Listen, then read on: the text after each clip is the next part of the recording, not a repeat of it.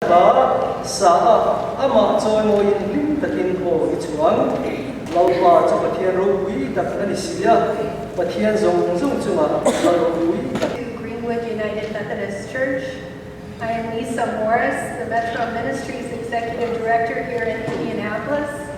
I bring greetings to you from our Bishop, Bishop Michael Pointer.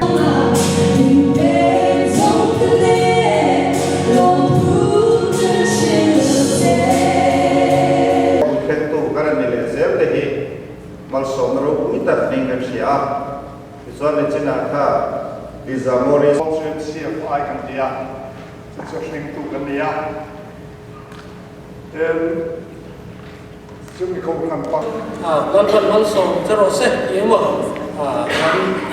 mal sống đặc biệt của đón bia khán giả nhiều tiếng lắm.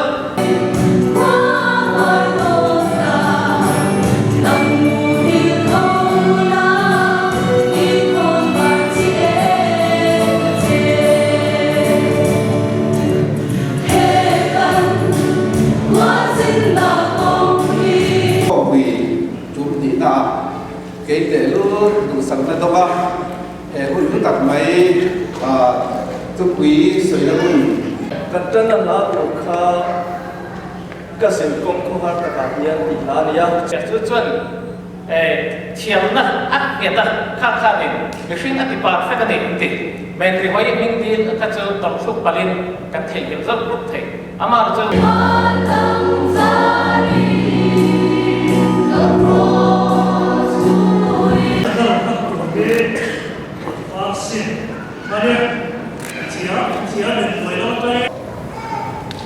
dâu pha tên là chuông coi à túi bụi rồi hậu ca na thì sao chết máy ăn khét thầy đi à đâu bụi lên được kia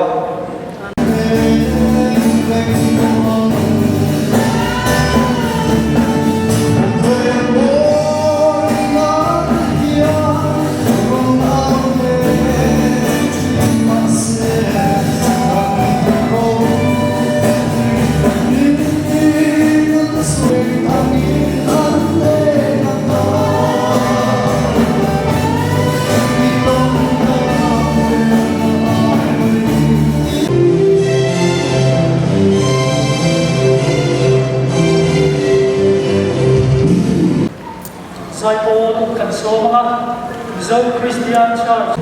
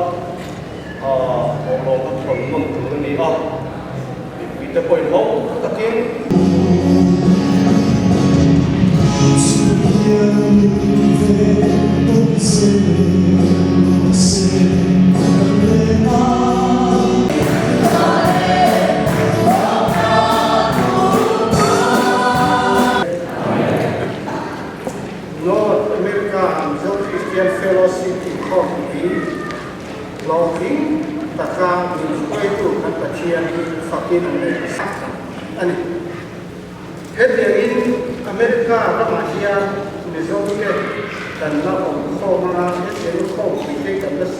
They would take the hello. Aku chuang ye number so kharia tata sa anak emikan sa sungi kan